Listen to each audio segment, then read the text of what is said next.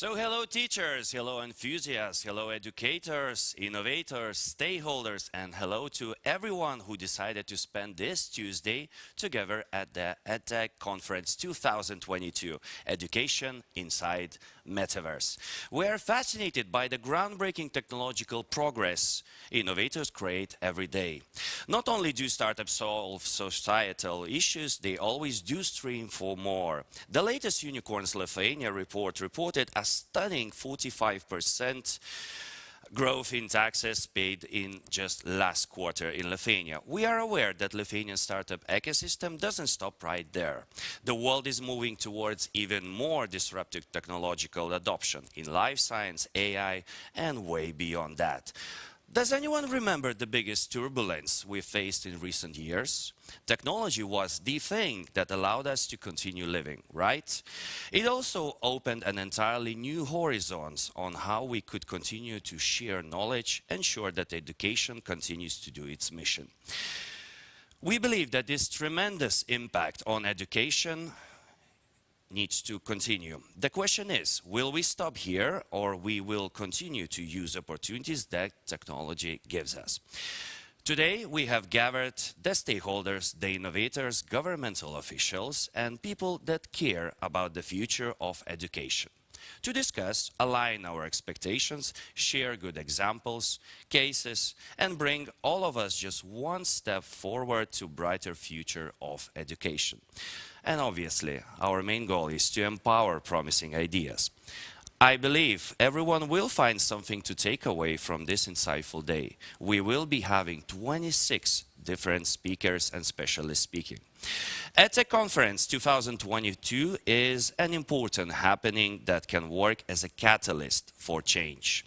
Today we will discuss and align our expectations, and on this weekend we will invite each and every one of you to participate in an exciting hackathon. An outstanding amount of teams will gather to solve EdTech challenges and will compete for the win. More information can always be found on our website. Feeling a need to join? Please do that.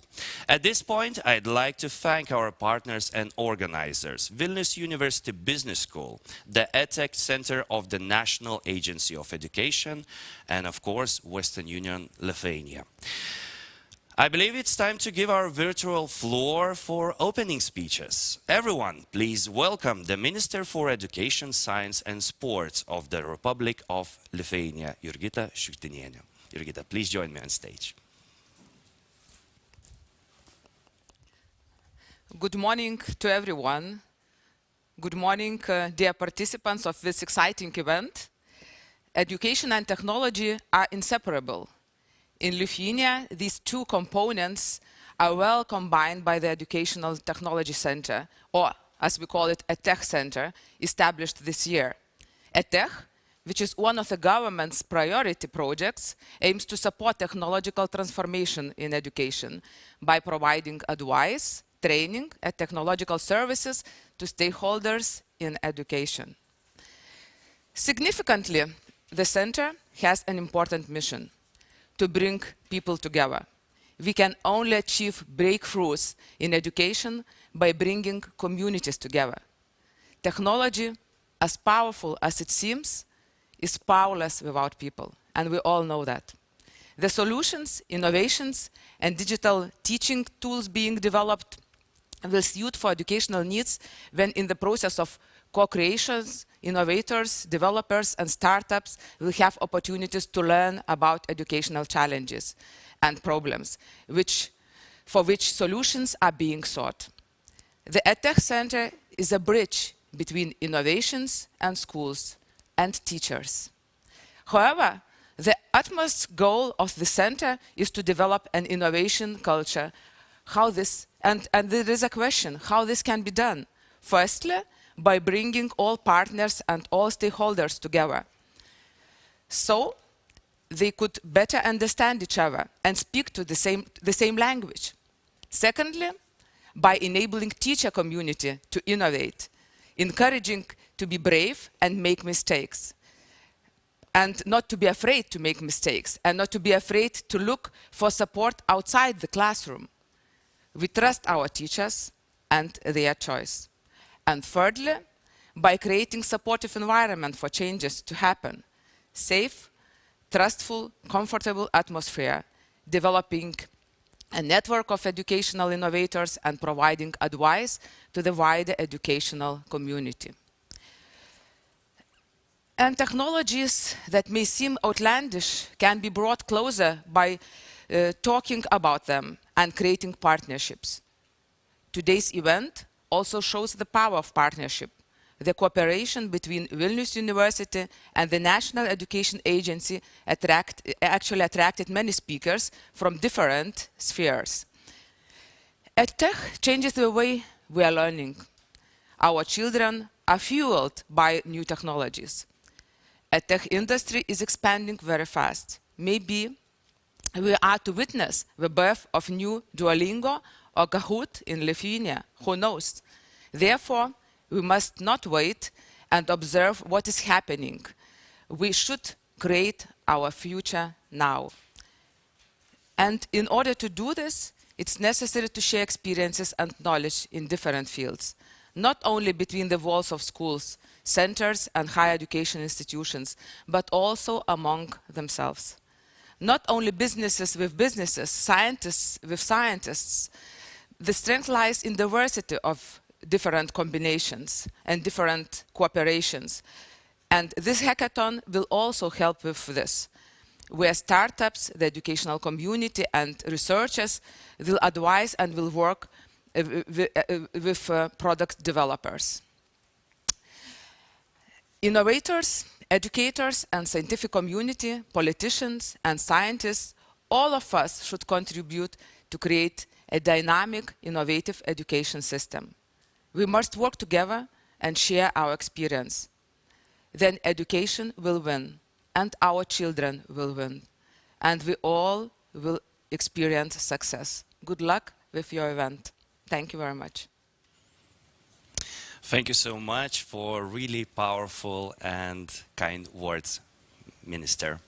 And now, let's invite the Prorector for Partnerships at the Vilnius University, Artūras Vasiliauskas, also to say an opening speech. Please join me on stage. Good morning, everyone. In 2019, I'm sorry, what a slip. When the initiative was launched, EdTech was not yet a hot topic at the national level. But at Vilnius University, we saw that the world's best-ranked education systems, such as Finland, were actively developing and applying digital innovations in education. And we knew that investing in people and talent would help build competitive edge in Lithuania. Currently, Lithuania ranks only 39th of 129 countries in the World Innovation Index, which is only 25th out of 28 EU countries.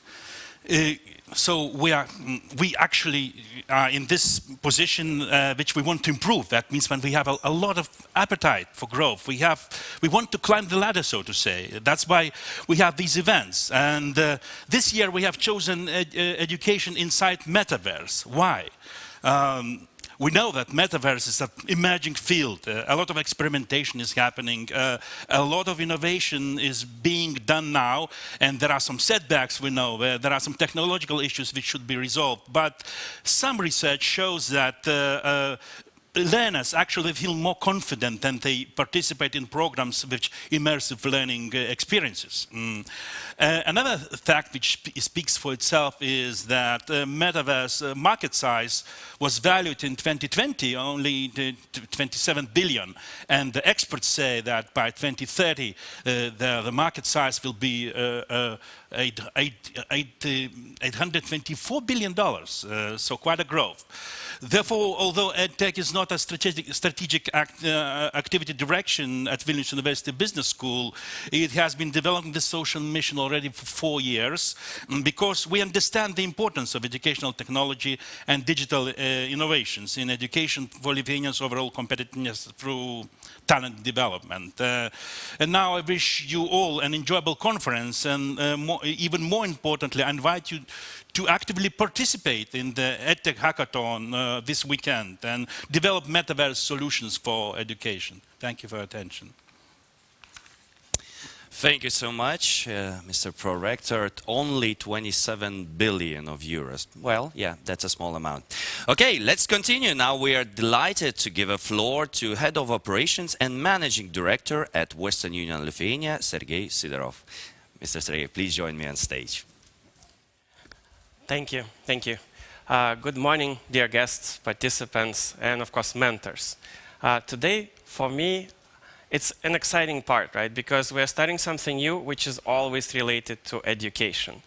And interestingly, not the topic which we started and decided to have this year, Metaverse, if you would look into the Greek methodology, that means beyond, after. So what we're creating today and what we're starting today will definitely create new ideas, new startups, new things that will go beyond today, beyond into the future. But I think representing the business and being a part of the business, what is also important, we will never be successful without people. Talented people, people who create, who come with new ideas, who are generating them, who are building our future. And I think one of the important parts today is that we will be helping our new people, our new ideas, our new generation to come and lead us in the future. So you guys will be the ones who will be leading the companies, who will be leading the businesses, and who will bring more new things to our world. So with that, I wish everyone a really good conference today, and good luck to everyone with the hackathon over the weekend. Let's create next generation education. Thank you. Thank you so much. Thank you so much for your kind words. And now, everyone, with a huge round of your virtual applause, I announce the opening of the EdTech Conference 2022. Now there's like some sound happening, right? And everyone, allow me to introduce what will be happening throughout the day. We will have 4 different sessions that will focus on 4 different EdTech topics that we see as important ones. Next generation education, public education in Metaverse, future technologies, and of course, EdTech scene. The last one will also feature a wrap-up discussion on the future of Lithuanian EdTech ecosystem. Please stay tuned till the very end for this exciting panel. And now, let's dive into our first session, Next Gen Education. What is the next generation of education? Where are the main fields for the disruption, and how can we approach this? Let's begin with our first keynote speaker, Dr. Stephan Vincent-Lancrin. Dr. Stephan is a lead for digitalization in education at OECD, deputy head of the Center of Education Research and Innovation at CERI. The presentation is the digital transformation in education, continuity or disruption. All eyes on the screen.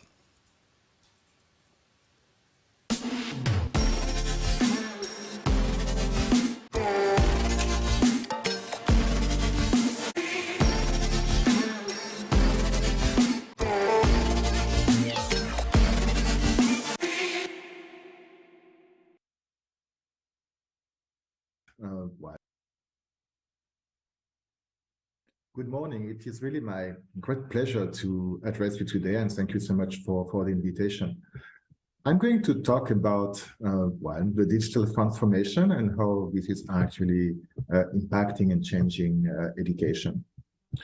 So what I would like to do is really to discuss, whether we have some kind of continuity or disruption. And so I'm going to present you a few trends on digital technology and smart digital technology, and also try to talk about a few possible scenarios in the future. So the first thing, the work that I'm going to present comes from OECD work that we're doing around the new trends in technology, learning analytics, AI, etc., which predated the pandemic, but of course became much more important. And a lot of the things I'm going to talk about are presented in more details and in a more comprehensive way in our Digital Education Outlook 2021, which was precisely about what the frontiers of technology in education are right now. So there are 2 different aspects to it. One is really what are the types of systems and solutions that we can use to manage schools and systems, and there is a variety of them. I would say most likely that, having a good student information system or an EMIS, education management and information system, is really one of the backbone of any a good education system right now, having, wanting to use data and digital tools to improve. But there is also a lot of variety of other types of solutions that have been developed. I'm just going to focus on two. One is really how, digital technology allows us to rethink the way that we can actually assess the knowledge of students and give examinations. And I would say, just as we can see on this slide, how the use of simulations and games allow for more authentic ways of assessing students, and so actually try to reduce the gap between learning and assessment that has become one of the big problems of our education systems. There are a lot of other tools we know which can be used by teachers, like the machine rating for essays, for example, which are becoming much more reliable. The use of AI for proctoring students, so that making sure that they don't cheat and that they can take exams remotely. But the lot of information that we have actually may make us think of how we can get rid of exams altogether, and how we can actually think of new ways to support students in the different pathways they want to have in education. Another tool which I believe is interesting in different ways, are the early warning systems. So they use information from the student information systems to predict who is at risk of dropping out of school, and possibly becoming a NEET. They work on longitudinal data usually, and just need a few data points. And they are very much in use in the United States right now, in many of the states of the United States. But one interesting aspect of them is that it helps us realize that part of the digital transformation is not just about having digital tools to support, the different things that we do, but it's also a way to help us to think differently about, how we should be doing things. One example is actually provided by Bowers and Trott, two researchers in the United States, who have shown that using all those data, that there are in fact 3 different profiles in the US of high school dropouts. Those whom they've called the jaded dropouts, who are the students that are very low grades, no interest in school, and have declining grades. And that's really the one that we have in mind when we think of school dropouts. But they represent only a large minority of the dropouts. And in fact, the majority is made up of another type of students, who are what they call the quiet dropouts, who are students who have low grades, but rising, and who actually enjoy school. And so they go to school and they do like it, have part of their social network is there. The big problem they have is that their grades are not increasing quickly enough. And that's usually what leads to, them not succeeding and then dropping out. And at last, we have 10%, which is not insignificant, of students who are actually involved dropouts, meaning that they do like school, they're very strong students, but for whatever reason, sometimes in the case of the United States, for administrative reasons, they don't have enough credits. And so that's how they end up actually not passing their high school exam and dropping out. So really, again, that really makes us think that one of the things that we want to do with digital technology is also to actually have a smarter use of the data and rethink the way that we deliver education. In the classroom, we have also a lot of applications. I would say the most common one is all these intelligent tutoring systems that allow for personalized learning in the classroom. Systems which detect what the knowledge of the students is, diagnose what are the kind of drills, exercises, etc., that they should do, and then propose these things. And in different ways, it can be different tasks, different curriculum aspects, or just helping students to solve the problem by giving them immediate feedback. And they're still meant to be, working hand in hand with teachers, because they also provide feedback to teachers about what they should be doing next, or whether they should actually come back to the students to help them to do something. So That's really one of the big advances of digital technology right now, especially in math, in language, and in foreign languages. Something that is coming are classroom analytics. So it's a bit more frightening in some ways and creepy. And because instead of taking the students as a unit of analysis, it takes the entire classroom and tries to see, for example, if students are engaged, as you can see, are they sleeping or really paying attention to what is going on?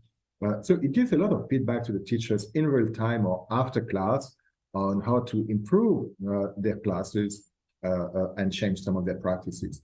So one example is, for example, a simple tool which just tells the teacher where she has been located in the classroom, and here in that case, showing, for example, that she has spent a lot of time at her desk and on the left-hand side of the classroom, but not so much on the right-hand side. And so that's a reflection tool for teachers to understand whether there was a good reason to pay more attention to the left-hand side of the classroom and not to the right-hand side, or perhaps if there is something that she should actually correct in the next. In fact, in the actual case, the teacher was very surprised that she spent that was the way that she spent her time in the classroom. So I'm going to go, very fast. There are a lot of other types of opportunities. One, a very strong one, is for students with special needs, and there are a lot of tools that allow to make classrooms and schools more inclusive. For visually impaired students, for example, or hearing impaired. A lot of things to address dyslexia, dysgraphia, to diagnose it, etc., in a much quicker way, and also actually to also integrate students which have specific needs which are actually more difficult usually to address, and like, for example, students with autism spectrum disorder. Last but not least, there is a question of the robots, which is a hot one. Usually robots, when you happen to see them right now in the classroom, are actually mainly used for computational thinking, for coding, etc.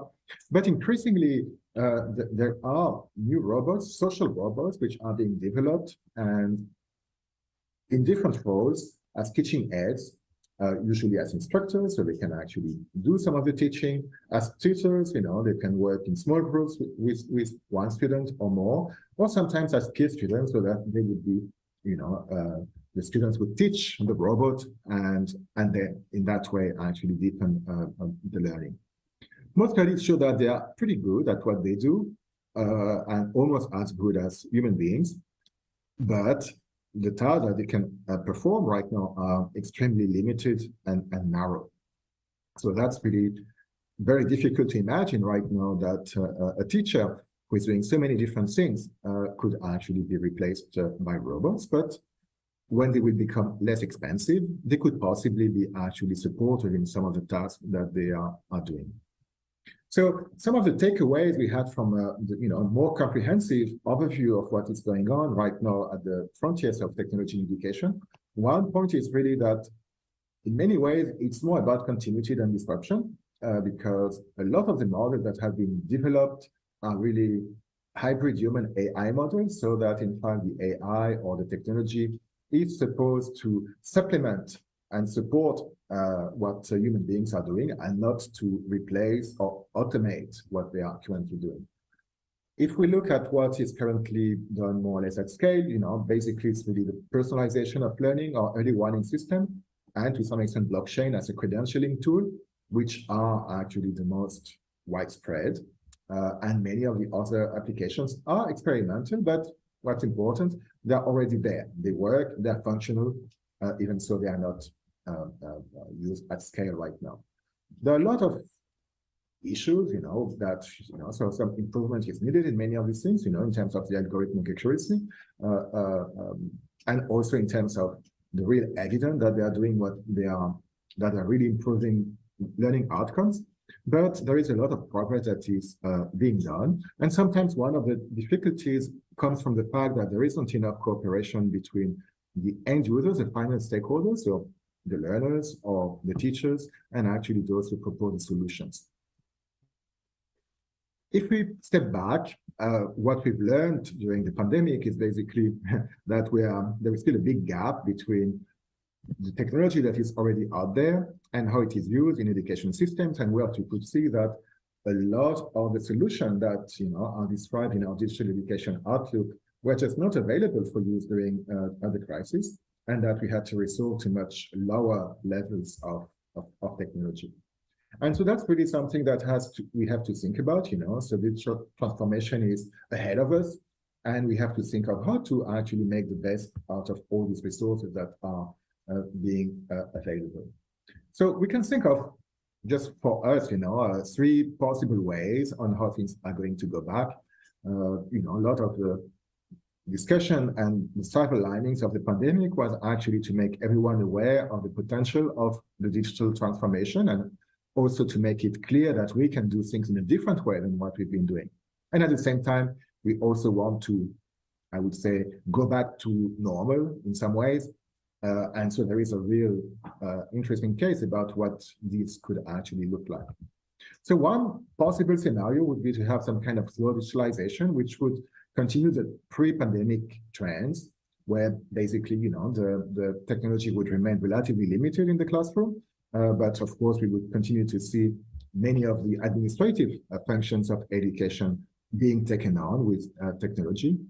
And we would actually have more or less the organization and structures pretty similar to what is happening now. And so that the EdTech market in that case was really be for, the consumer market, so at home, rather than in formal education. And most of the solutions would actually be developed in that area.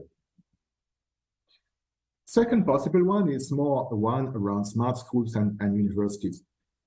Think of your car. You can see that now it has become a kind of a computer on wheel rather than just the mechanic. And we could imagine that classrooms would also be equipped with a lot of technology, sensors, etc., giving feedback in real time to teachers and students. Even so, it wouldn't be necessarily everywhere to be seen. And we could continue to have a similar type of organization of school in spite of this much more intense digitalization of the school environment. We could start doing things differently. I've been talking about how assessments could be different, and here, if there are a lot of information generated all the time, we could imagine that people would go to university based on how they behave in school rather than just whether they pass an exam or not. And of course, I would provide a lot more opportunities for the EdTech to work with practitioners and to make them more affordable because they would reach a certain scale. So here, the policies would really focus on the smart investment in smart campuses, the digital information infrastructure, so the applications, etc., and making sure, of course, that all these different things can be used. And perhaps a third one, which is more ambitious, is how we could actually go use a digital transformation for a social transformation.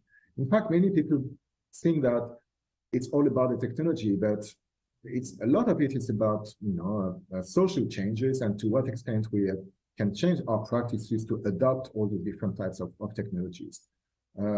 So here we could imagine, for example, looking at the trend of more teleworking, that how would it work if teachers started to telework up there? How would we organize, the school day?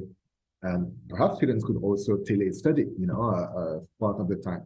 And so here we would need to have a distribution of, the technology at home and in school. So we would have to think about the infrastructure in a different way. We could think of how we could actually focus the school time on more authentic tasks and projects. When students would come, you would have to use your time in a different way. And of course, the tech solution that would need to be developed would be a bit different because of that as well. So a lot of continuity with what scenario 2 presents, but also new ways of thinking about space, how we use a school, how we use the time of schooling, and how this is distributed across home and formal education. So to conclude, there are a few challenges that are ahead of us if we want to really use all this technology in a good way. We have to make sure that they're useful and so developed with stakeholders, and so that in fact they are not just available because it is possible to have them, but because they actually solve a real educational problem. we have to make sure that they are effective and that they do what they say they do and that they do actually improve the different learning outcomes that we have. One of them is equity. We want them actually to be available to as many students as possible and to actually help us to reduce the achievement gap. And for that, we need to have cheap solutions, which have run on existing platforms, and also to have standards that everyone can use so that schools are not locked into one peculiar solution. The solutions have to be fair. One of the big questions that is emerging is the extent to which, especially when we have automated solutions, they are actually either replicating past biases or creating new ones. And so we have to make sure that we have ways to address that. Be clear about the transparency of the solutions, what they do actually, and really involve the stakeholders to discuss that. Here again, it's a social question as much as a technological one. And finally, have strong safeguards on data protection, privacy, as we can see everywhere. But strong safeguard doesn't mean that zero risk is possible, because if you want to have zero risk, it means that you can do nothing in most cases, and that would be really a pity. So there are many opportunities to transform and improve education thanks to digital solutions. A few risks attached, and we have to address them. We have to build social acceptance of new models, think about what they could look like, work together on that, think about the cost of doing it and what are the benefits that come with them, and whether one outweigh the other. But we have to think about it because digital transformation is there in society, and it's very unlikely that it will leave our schools unaffected.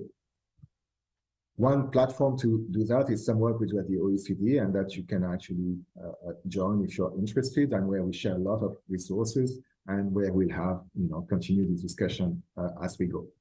Thank you very much, and I look forward to hearing all the other presentations. Thank you. Thank you, Dr. Stephan, for a really powerful insights. It's very interesting and actually forces each and every one of us to think a bit more on how are we deciding the future of education, obviously. And thank you for that. Let's move on now to our second keynote speaker, Vytautas Kašėta. Vytautas is a true ambassador of the free and emerging technologies. He's also a co-founder and chief innovation officer at SuperHow, the president at Crypto Economy Organization. Vytautas will share his thoughts on Metaverse, catalyst for the future.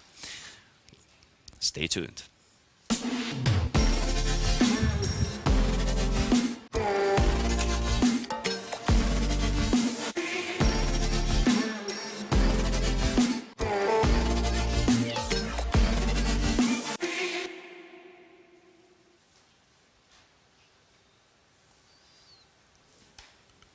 Okay, good morning, everyone. Let's talk about digital future. Just to be able to understand what we mean by digital future, to be able to understand how we need to move forward with the digital education, we first need to understand what is digital, what is digital future, and when is the digital future happening. So we move forward with digital future by establishing so-called network states. We can forget about nation states. Network state is the 21st century interest group. It's what is moving forward our digital future innovations. So let's imagine this ultra-fast growing so-called metaverse economy that is happening now. Currently, until 2026, we will have like a quarter of internet users using Metaverse. As a underlying infrastructure for Metaverse, we have this Web3 infrastructure. It's globally scalable, has to be globally scalable, currently is globally scalable, digital first economy. We need to imagine and talk about enhanced humans, let's try to integrate 5G, 6G as a ultra-low latency connectivity into our lives. Let's try to augment ourselves with glasses, human-machine interfaces, and other nice tools. And first of all, in digital future, we need to keep creating new social models, and our metaverse future will become this decentralized social network, where basically to move forward, we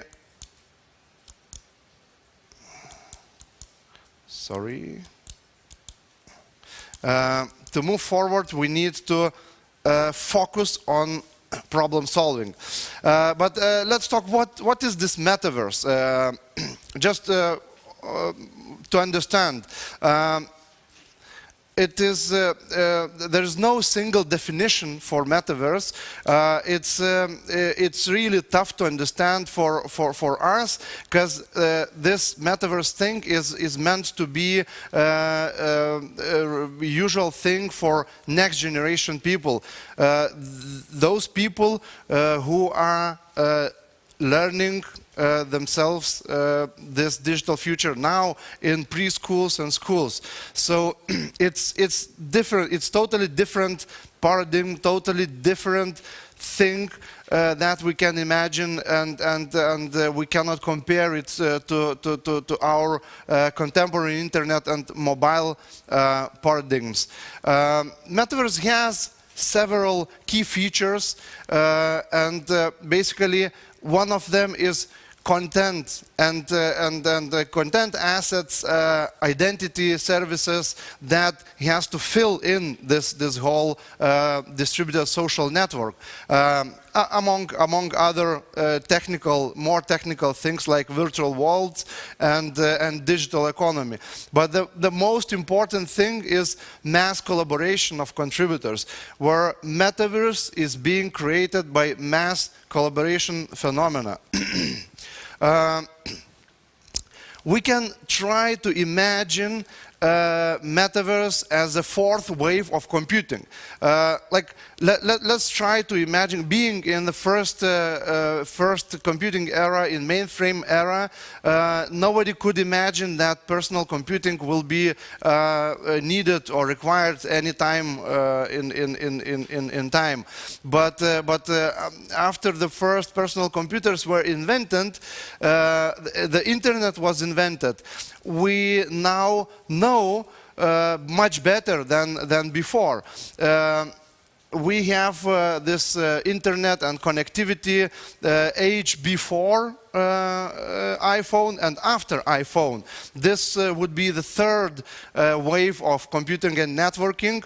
It's the mobile infrastructure, mobile mindset, and cloud era. Now, knowing what we know, try to imagine what could be metaverse that currently we basically don't know. Metaverse will come metaverse already started, but will ripe anytime in up to 2030, and will create a lot of interest, basically. To be able to decentralize our world, what is requirement for Web3 infrastructure, and Web3 infrastructure is meant to be infrastructure for metaverse, we need to think about human capital, because human has basically is a time-limited supply. We are limited use assets, and this makes us a scarcest resource, and so this makes us human capital a bottleneck for further developments.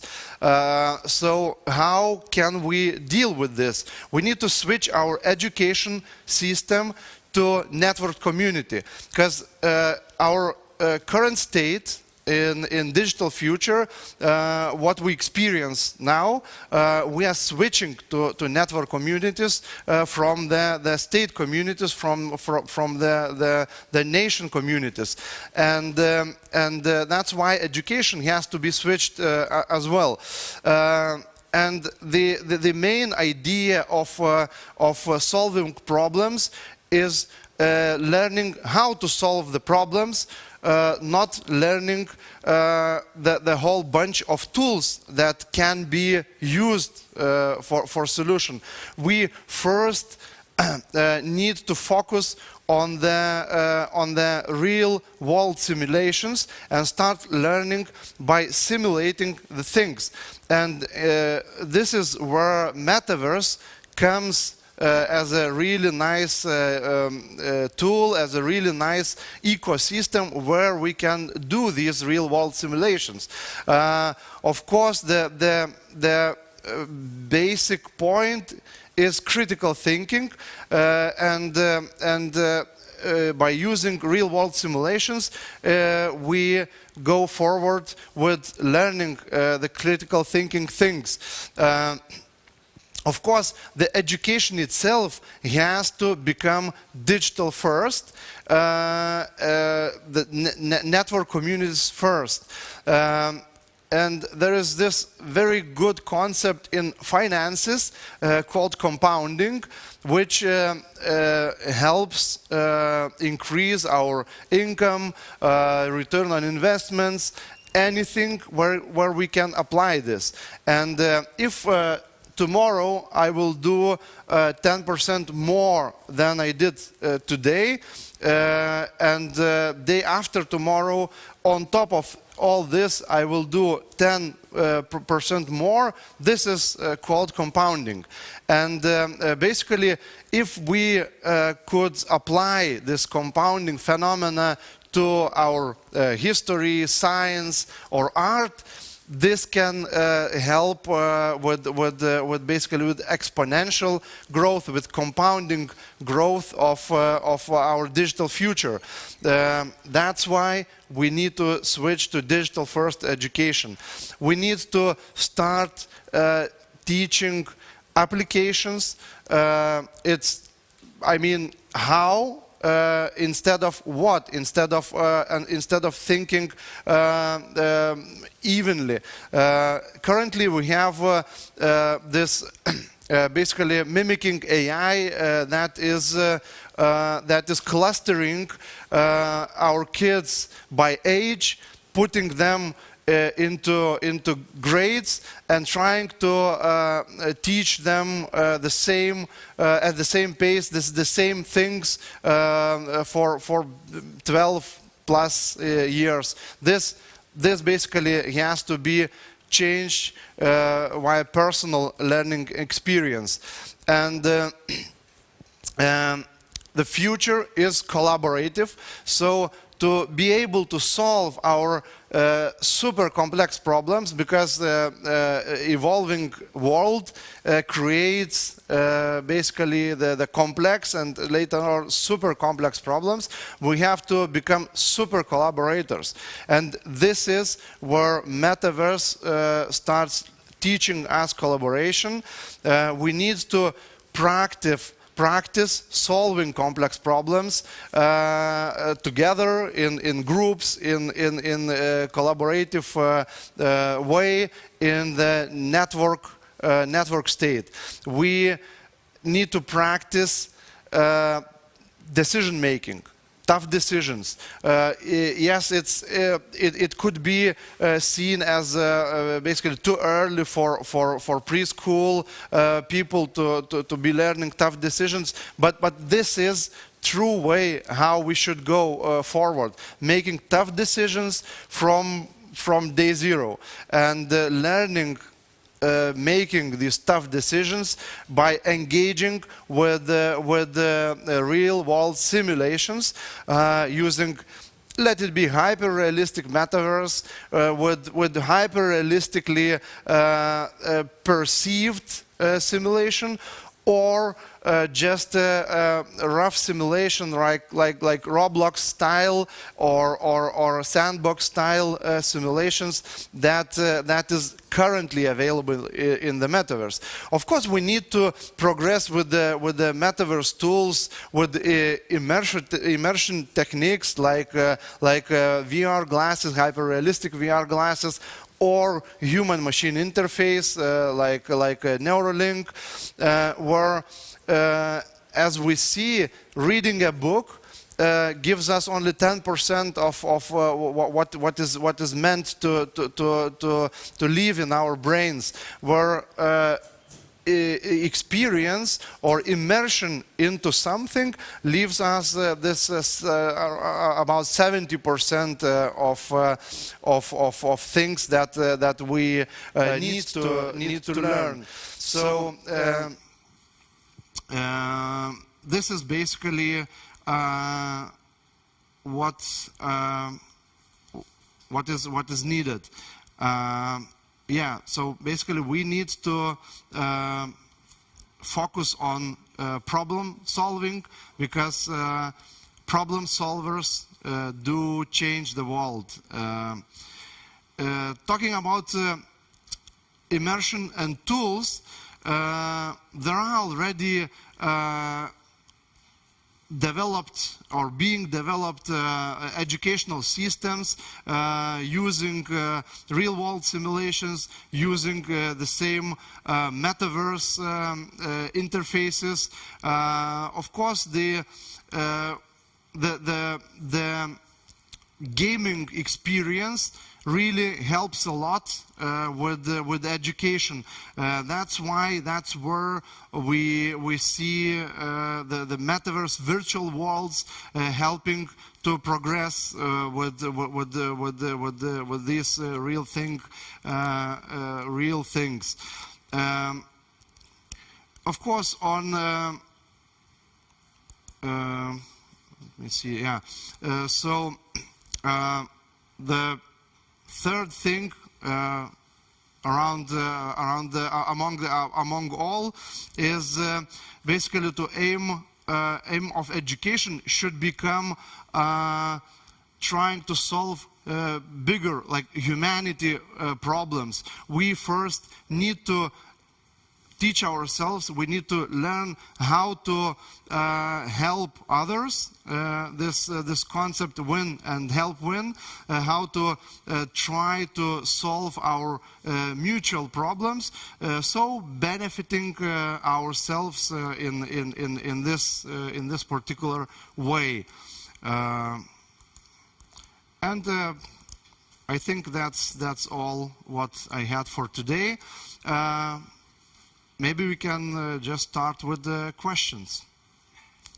Okay, thank you so much, Vytautas. Thank you so much for a truly, I'd say, like opportunistic presentation that you just did here. It seems like the metaverse is opening so many opportunities, but let's make it a more like down-to-earth presentation. And today we're standing in Lithuania. Lithuania as a country is facing very similar trends as other Western countries, right? Low birth rate, less kids, and educational problems. So from your own point of view, where do you think the metaverse could help solve the biggest issue, or what would be the first issue that we could use the metaverse technological solutions to solve it? Yeah, I understand that we live in Lithuania, which is nice and great, but metaverse is a global thing. We need to start thinking in networking terms. This is the new wave. We need to quit thinking about nation states. We need to start thinking about this network state, about cloud regulations, about cloud things, about global things. But of course, in Lithuania, we can help with education, moving forward with basically simulations, critical thinking things. It's not always needs to be institutional grade education. We can start low, can start slow. We can start additional enhancement education thing. Okay, when we are talking about the technology or various solutions, to the viewers that are looking at us now during the broadcast on 15min.lt, it seems like a very expensive thing to have, right? And when we are talking that education should benefit from the metaverse, for our educational industry to understand how expensive it is to at least to try to use some opportunities that lie within. Yes, good question. It's currently available. We can use right away. We can use all these tools. They are being developed, but we already have MVPs in all topics there. Could you elaborate what's an MVP for the viewers to understand? It's like prototypes, minimal products where, let's say the simple example with the simulation learning is this synthesis school in United States, but it's available globally. We can start this. We can get the franchise and start doing this. It's easy. We don't need to wait for hyper-realistic immersion. We can immerse ourselves right now.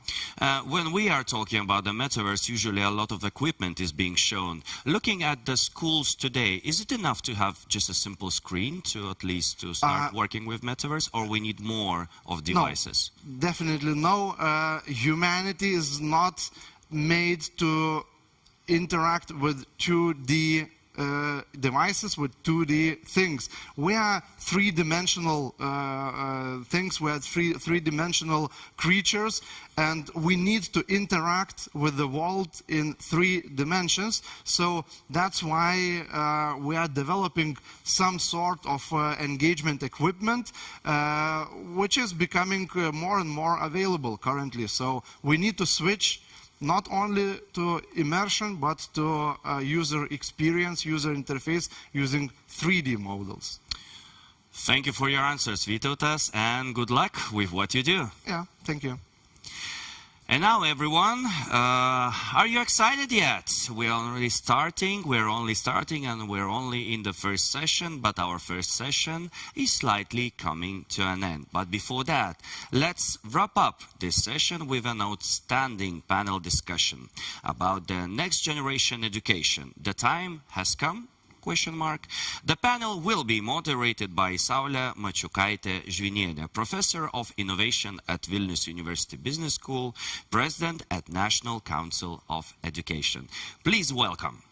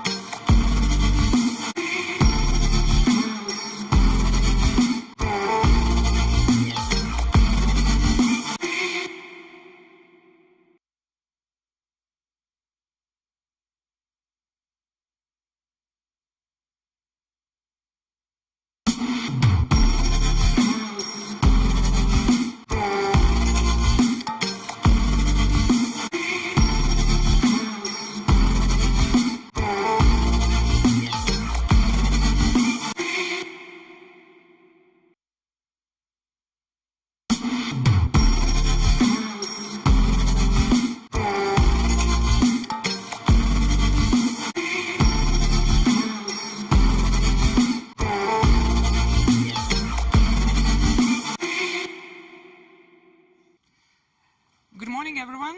I hope you so far enjoyed our conference here in the studio and at the computers at home or at work. And let me welcome you to our next discussion on the next generation education. And I'm honored to present our experts who will participate in our discussion and present their views on the future education. Albena Spasova, CEO, Multi-Country Education Industry Lead at Microsoft. Welcome. Jurgita Petrauskienė from Paris, former Minister of Education and Science, Lithuanian Attaché for Education and Science. So, Jurgita, welcome. Povilas Virbašius, Training Manager at Lithuanian School Students Union. Welcome, Povilas. And Šarūnas Dignaitis, CEO and EdTech Lithuania. And me, my name is Saulė, I'm moderator, was already presented, so welcome everyone, and I hope we will enjoy our discussion, sharing our views. So we talk today about next generation education, and it might be actually even called the global educational reform, which started a decade ago, and that breaks away from traditional educational models in general. Busy teachers' work, exams, learning processes, teaching processes, anything might be about those global reforms which changes the education which was actually designed maybe a century or even more ago. And next generation learning is about focusing mostly on the individual learning processes and tailors the process for each student's interests and capabilities. So, and I would like to ask all our participants about their views on the global trends. And let me start from Jurgita. Jurgita, I have a question for you. You participate in different discussions at international level. You have a chance to see the countries much closer from your perspective. And let us just assume that maybe one day all countries will agree on some global standards. And could you, from your perspective, identify what could be those key global standards for future education, in your opinion?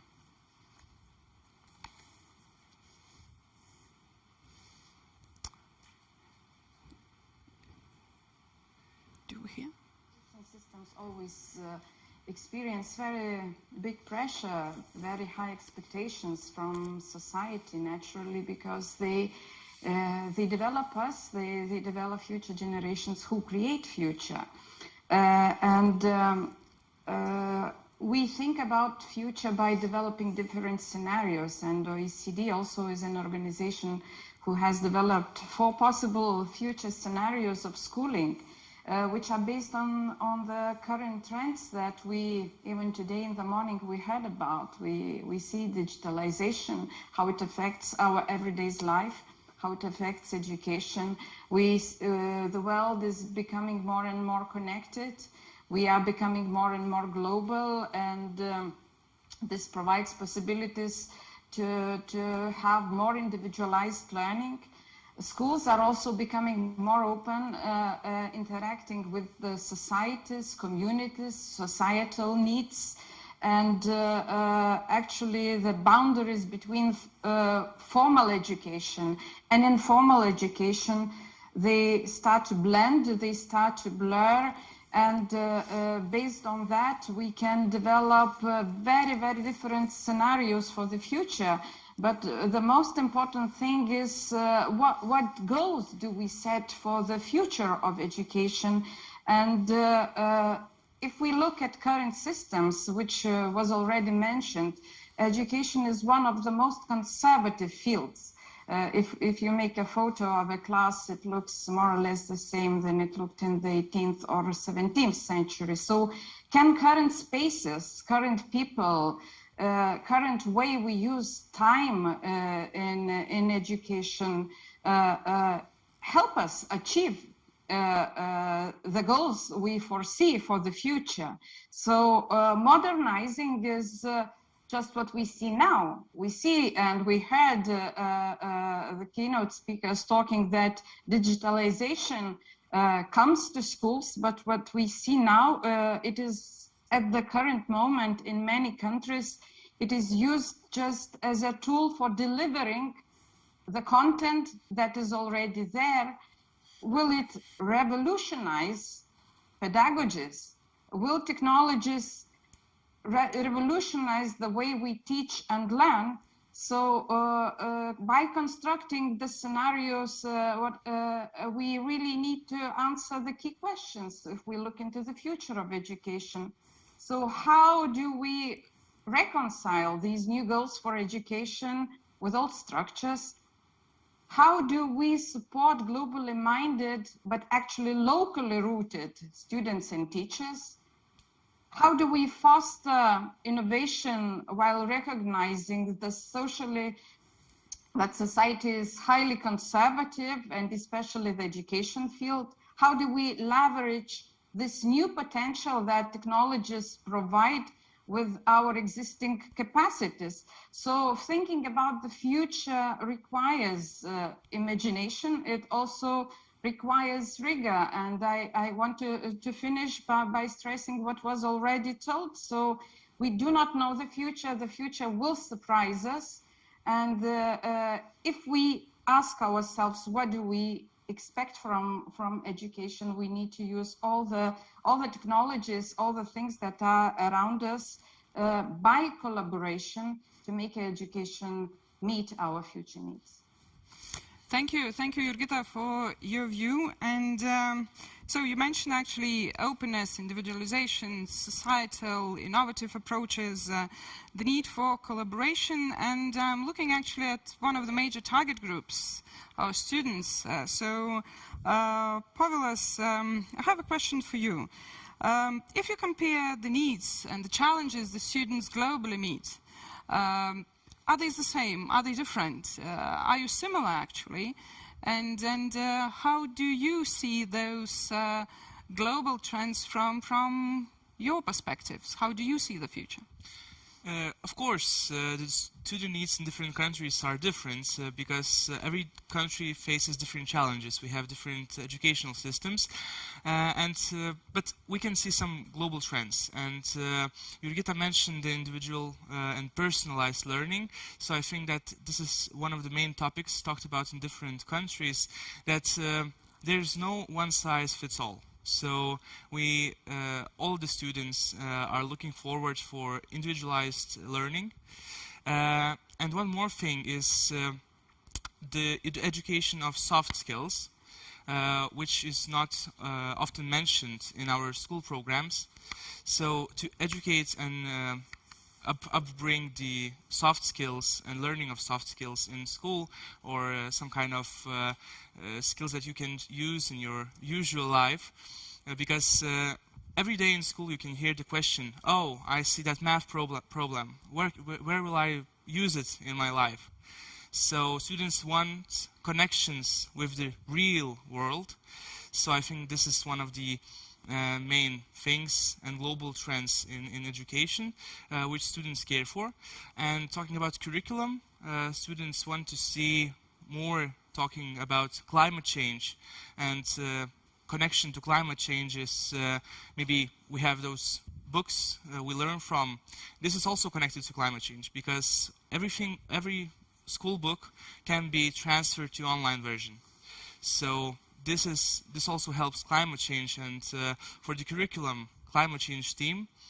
And one important thing is sex education, because we have a very small amount of it and very small integration in our current school system.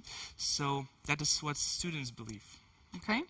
Thank you, Povilas, for sharing the students' perspective. And actually, I believe that technologies, as you mentioned yourself, and then also Jurgita was mentioning, are finding their really important role in education system. And I would like to ask our two experts, Albena and Šarūnas, that you share your views. What are actually the global trends in EdTech, and what are those technological solutions? But look from it globally. I mean, do you see any similarities? Do you see that some technologies are gaining more and more educational market? To answer your question, I first need to answer what are we trying to achieve with education. And it is clear to all of us that we want to prepare our children, the students, for tomorrow to enter the workforce. And in this sense, technology is helping us scale. It is helping us develop all the skills that Paulinas was saying, technical skills, global citizenship skills, innovation and creation skills, and most importantly, the interpersonal skills that you are referring to. And technology is an enabler for all of us to achieve that. And I will give you a few examples to make it more concrete. Digital skills are important not only in the tech classes that we have in nowadays education, they are important to be possessed by all of us, because we see in the workforce that we do not have sufficient workforce with digital skills. And our children, they do not learn how to use technology, they use technology to learn. So we need to think how to change the educational models in order to help them enhance the technological skills they have. We have developed curriculum science toolkit that enables the children from the very first grade to build up the skills with the use of technology in order to be prepared for the workforce tomorrow. I will also, talking about the global citizenship that you mentioned, Paulinas, I will also never forget the first lesson that we did through Teams with children from more than 10 countries, including Lithuania, to put them together to talk about their own country. So technology not only help the children connect, but it also help them interact with each other to share the same global opinions, as you said, on sustainability. Really important to be able to express their public opinion. It enables them all, no matter where they are, to connect together, and this is really important. When we talk about the emotional intelligence and the interpersonal skills, technology, gamification, for example, mixed reality, virtual reality, they help students develop their emotional intelligence and their interpersonal skills. How? By working together, by solving a task together, and it also teaches them how to communicate the results. It also teaches them how to share those results with others, develops their critical thinking, their adaptability, because if their solution isn't working properly, they work as a team with other people. They are showing empathy, being able to listen to different opinions than others and reach a concrete goal. So in all of this, technology is an enabler for the students to achieve their results. The trends that we see are two major trends, and it is data, one of the trends that is changing the education system, and it's a lesson that we all need to learn. How do we use the data that we already have to prepare the students for tomorrow, and how do we use artificial intelligence to help us scale and turn all of the intelligence that we have into insights. That is very important, because the data that each of us generates during the day, if in the old-fashioned way we try to print it out, we will build a road to the moon by all the data that is around us. So it is time for us to look at technology, put it in the hands of every teacher, every child, and enable them achieve more. Thank you, Albena. Šarūnas, what is your view on those global technological trends? Do you see someone is taking the market and maybe might be, you know, the massive applicability all around the world of very concrete technology? Yeah, I think my colleagues covered a lot, so I'm just going to add a little bit. Okay. So I think online learning is one of the things that we have to give our attention a little bit, because the global expenditure is going to be billions in 2025 compared to what we have now. And of course the COVID accelerated the edtechs all over the world, and online is just one part of it. It's actually interesting, you know, with all the horrible things that happened with COVID, the edtech sector started booming because of it. So with all the horrible things, we have some good parts of it. But still, the education sector is one of the least digitized sectors, and we are only above construction sector, by the way. So to me, thinking about edtechs and thinking about trends, so this huge problem that we have, this elephant in the room of you know, education sector not being digitized, is a huge opportunity now to actually try and make that change that we are all looking for in the education, and I think edtechs is the answer. So one of the trends I see is online, and of course my colleagues mentioned as well the AR, VR, and we have like really good examples of it. So you know, even here in Lithuania, so we have bit degree who are now called Learniverse. So what they're trying to do is like create this a very exciting learning triangle, which is basically having a student at the top, having a teacher, and then having business. So what it does, it's basically, you know, we can go inside this meta world, and you know, the business can do some advertisements. The teacher gets that salaries from these advertisements, and then the student can learn for free. So that's, you know, just the one example. Another example from Lithuania as well, which is pretty cool, thinking about meta world and learning inside the meta world. We have this educational startup called Free Cubes, and it's also very exciting, where, you know, you take the formal curriculum and then you play Minecraft. So Minecraft is the all-time most sold game in the world. So there's like, you know, thinking about Mario, thinking about whatever the games that you know. So Minecraft is the all-time most sold game in the world, and kids love that game. So taking that game, and then, you know, the teacher opens a laptop, he's the facilitator, he's the moderator of the classroom, and the kids start playing, you know, this game within the lines of formal curriculum. So you can say like, okay, today we're learning geography, and then, you know, in this game, kids are playing Minecraft and traveling through Lithuania, and saying like, you know, this is the longest river in Lithuania, this is called Nemunas, and this is, you know, that sort of trees that we have in Lithuania, and this is that. And it's just, again, another exciting thing where we can use, you know, this meta world in the classroom.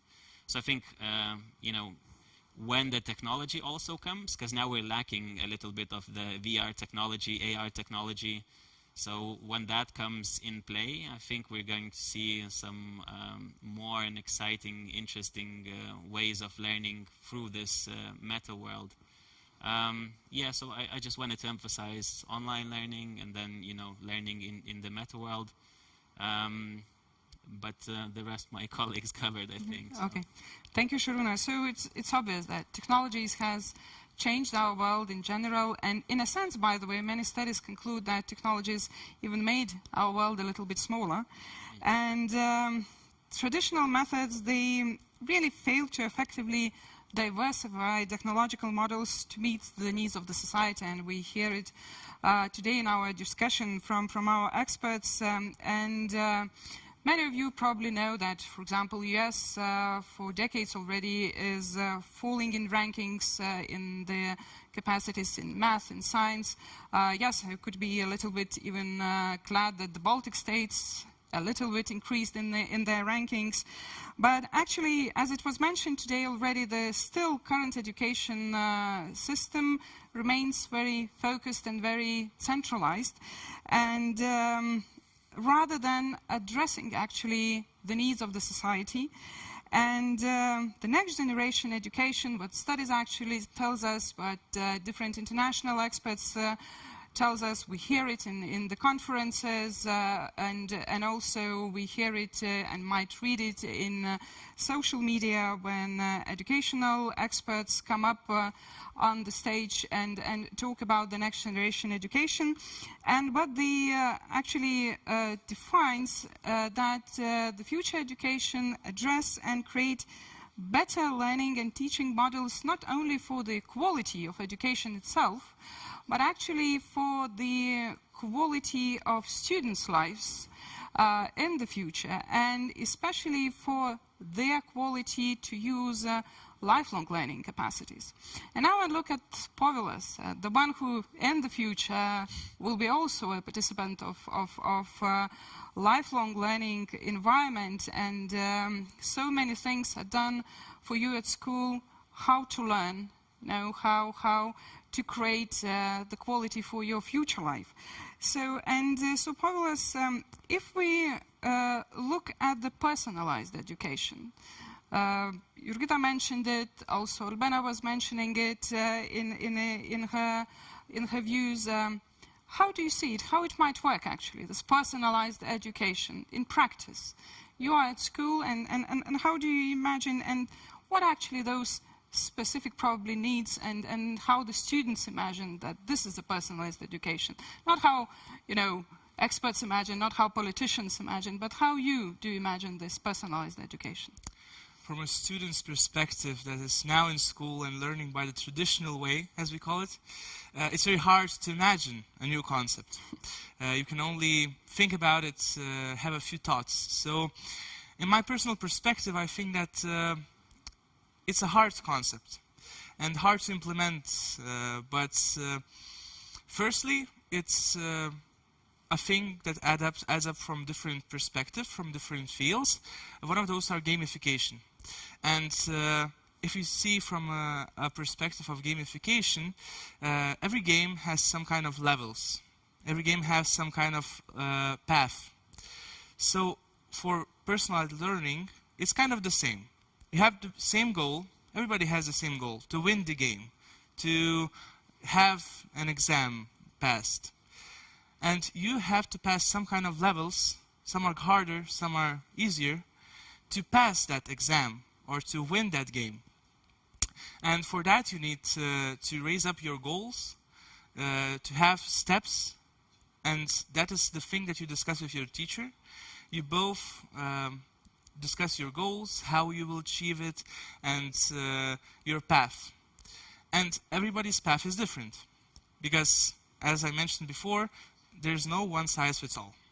Because now we have one-size-fits-all, teacher stands up in front of the classroom, he teaches, and that's it. But what fits for one wouldn't fit for another.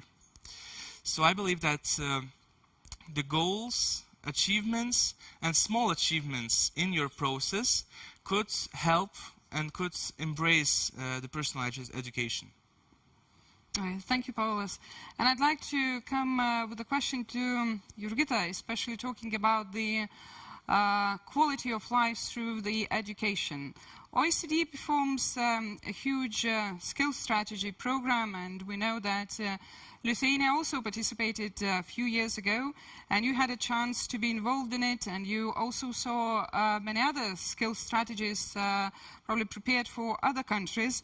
So I'd like to ask you, if you look from the skills strategies which you had a chance to look at, and when we speak about the skills for our students, or maybe even for teachers, if it is possible also to identify, what skills you think could be the most important?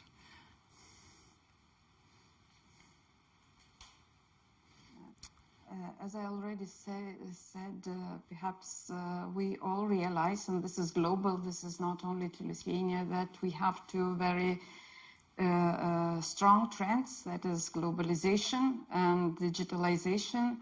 And these two trends, what they do, they empower us by connecting people, connecting countries, connecting cities, and this increases our individual potential.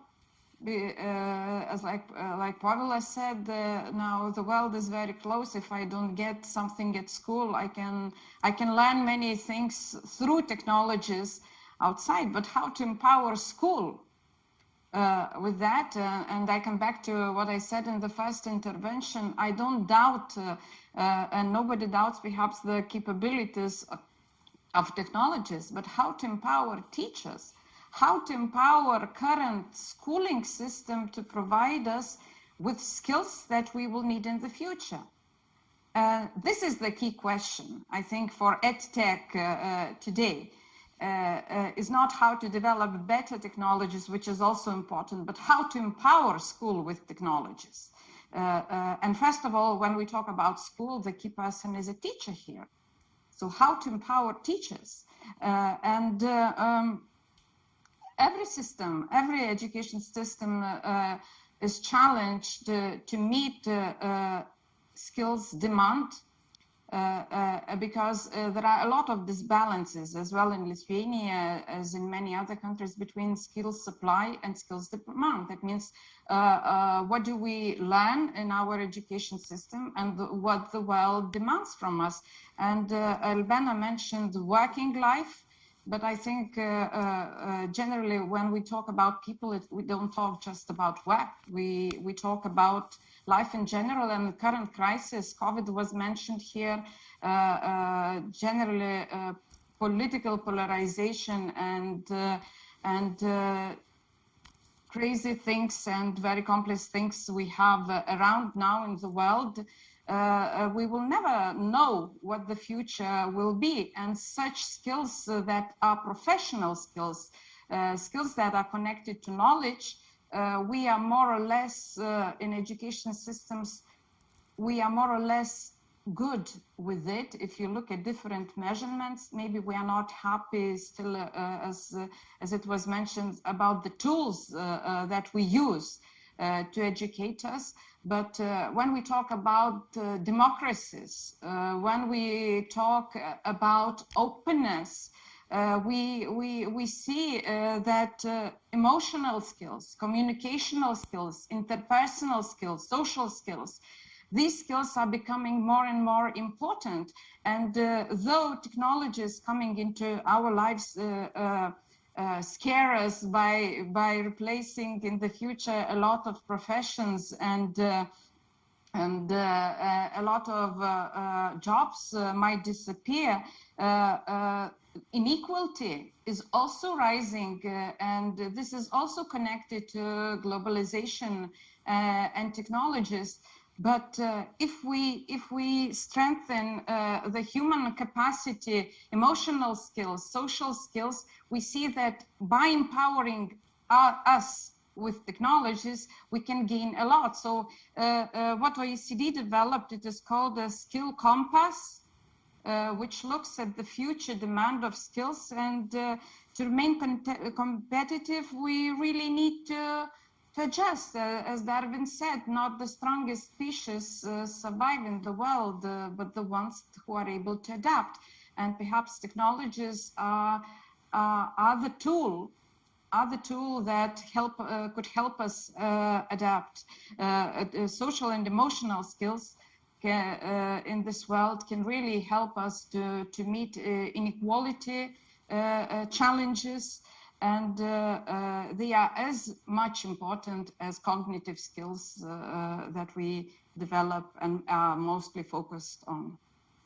Thank you, Jurgita, for your view. And Šarūnas, quality of EdTech, generally educational technologies. We see that the market is growing, especially during the last years, and you mentioned it yourself. But what about the quality of EdTech technologies, and do you think it's a challenge? Are there any measurements? Are there any instruments to guarantee this quality? Because application of technology might be both as helpful for empowerment, as it was mentioned before by Povilas and Jurgita, but it can be also in the wrong hands a little bit, maybe even harmful. So what about how to guarantee the quality of a tech? Yeah, there's a good saying, when the wrong man uses the right means work in the wrong way. So we have to address the elephant in the room, and it's a teacher. At least in Lithuania, we have this issue of a teacher being someone who is 55, 60-ish person who is not that tech savvy. And when we think about edtechs, we have to support the teachers by all means that we can, so they can use these technologies in the classroom.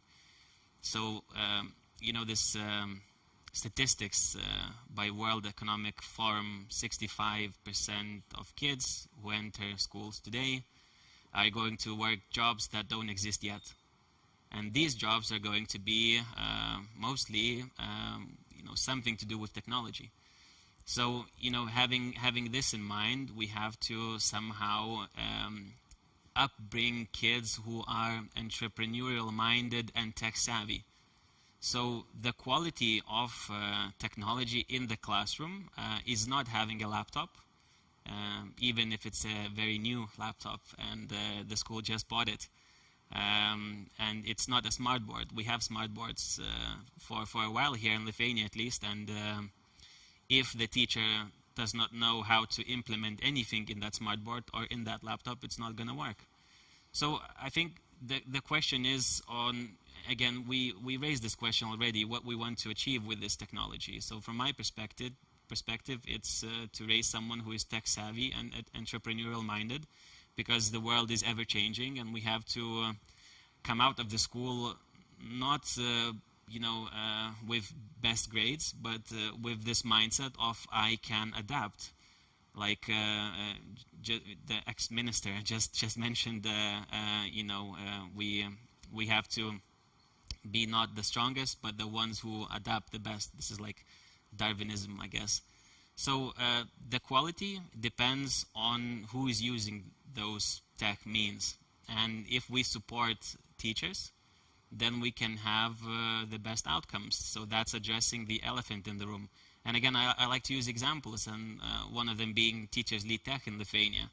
So I just want to stress this idea that we are always looking for something better abroad, but thinking about edtechs, we have so many good examples, and we are an example to other countries. Me being the CEO of EdTech Lithuania, traveling and talking to other people from edtechs, we are sometimes a little bit higher than other countries that we were looking up to. So it's supporting teachers, like Teachers Lead Tech. You know, they are using a platform where a teacher in first and fourth forms can use, like, let's say, a Scratch program, which is basically a drag and drop principle of understanding the code.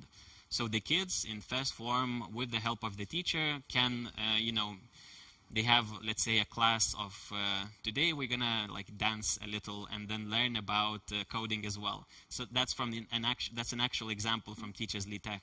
And what they're doing, using Scratch and dragging and dropping, and then making like a dinosaur on the screen dance, because this code makes that dinosaur dance.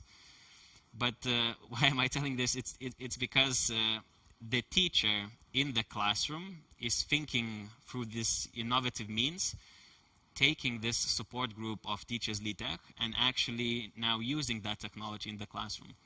So if we want to have something of value through technology, we have to give that value to the teachers. now they are underpaid, overworked, and people who were actually, grew up without computers, even without internet.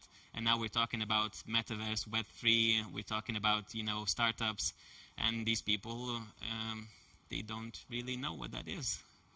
So these are, difficult concepts. So that's the elephant in the room. If we teach the teacher, then we can have very good technologies in the classroom and working, technologies. So that's my main point, I think. Okay, thank you, Šarūnas. Albena, continuing what was already said by Šarūnas and taking a little bit step forward, I believe that Microsoft is always watching what is going on in the technological world, starting from idea, ending with some concepts, and you work a lot with in different levels of education system. So my question to you is, and I believe that also others would be very much interested in it, what about the future of technologies, maybe in educational system? Maybe during your, in general, your daily environment at Microsoft, you have noticed that there is a potential for future technologies which are maybe not even in the market yet. Maybe you could tell us your secret, maybe you are doing something, experimenting with some groups. So future technologies, are there any ideas you think it might grow one day and will be applied? Because Šarūnas was talking about what is already applicable at the education system, but is used by teachers, but maybe some short glimpse into the future? Absolutely, very challenging question. But what I'm thinking when you ask me this question is about an old tradition that we have in Bulgaria. It's where I'm coming from. When a child is born, and when the first time the child makes the first steps, we have the tradition to put in front of the child different objects that in our mind resemble a profession, a doctor, a teacher, you name it. And then when the child makes the first steps, depending on which object they will choose, we say that this will be the profession that this child will have one day.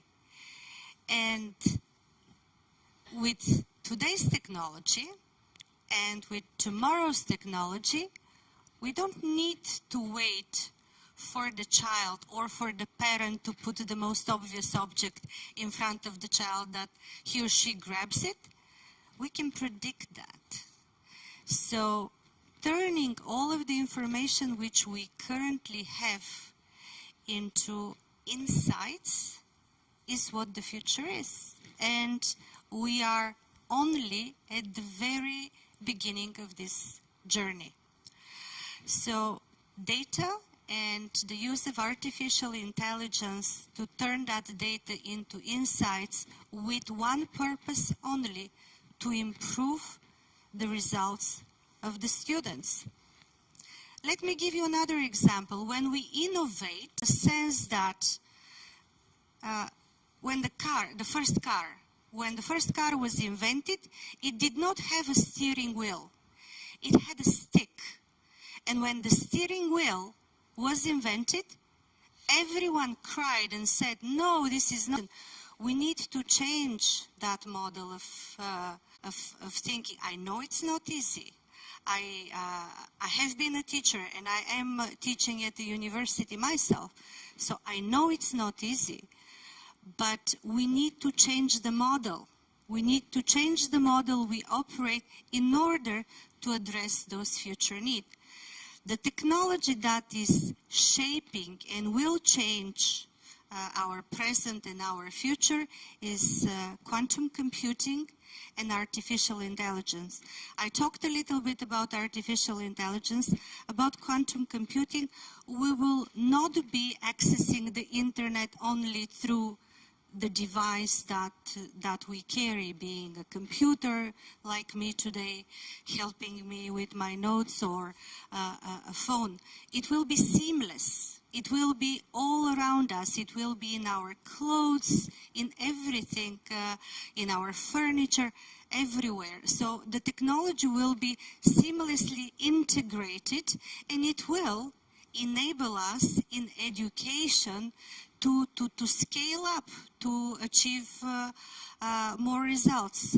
There has been significant attention paid to gamification. It is the future because it is a problem-solving approach that we have. It teaches all of the social skills, interpersonal skills that are necessary. So it will be a trend that in the future will be developing very vastly. And one topic we didn't touch upon is accessibility and inclusivity. Technology enables us now to provide access to every student on the planet to achieve more. To those students that are in the more departed area with no internet connection, they to have access to education through the use of technology. To those children that have special needs, visual needs, physical needs, to have access and to be integrated in education. We will see more of that in the future as well coming in. Thank you, Albena. I think like a decade ago, none of us thought that quantum technologies might be a part of the educational system in general.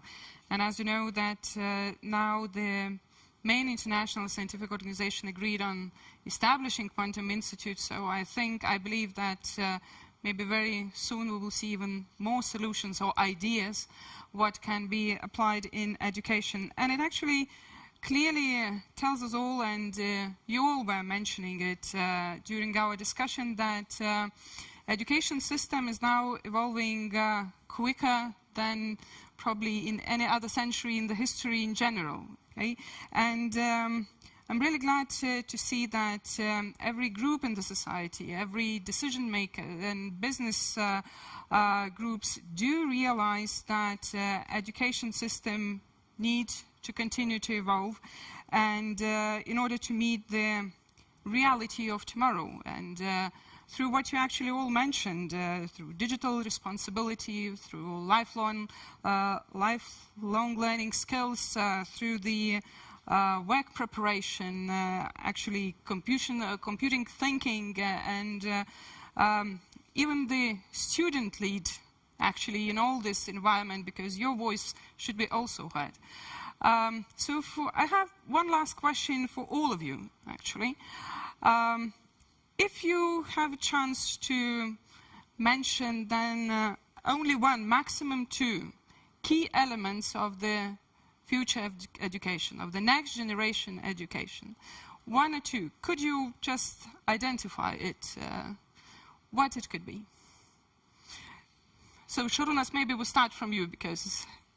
Yeah, I see that we only have 1.5 minutes, so I'll be short. I think it's like gamification would be number one for me, and personalized learning. I think if you combine these two, kids are interested, and that's the most important thing. Thank you. Albena?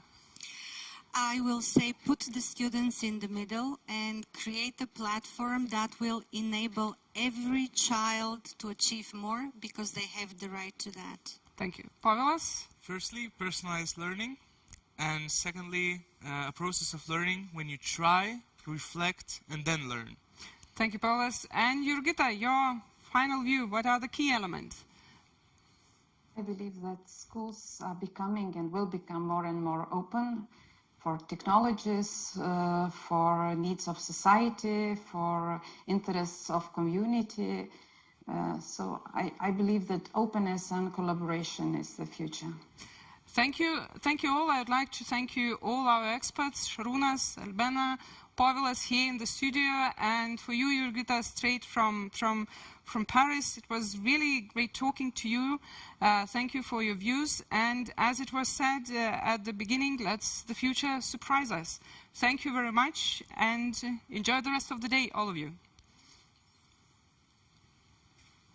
And thank you so much, dear panelists, for such an inspiring panel discussion. I really loved that the inclusivity topic was also touched upon. At this point, I'd like to announce to everyone that we are ending the first session and we will be having a short break now. Please stay tuned because the second session will feature public education in Metaverse. Please search for a new stream link after this session ends and stay tuned for more inspiring speeches.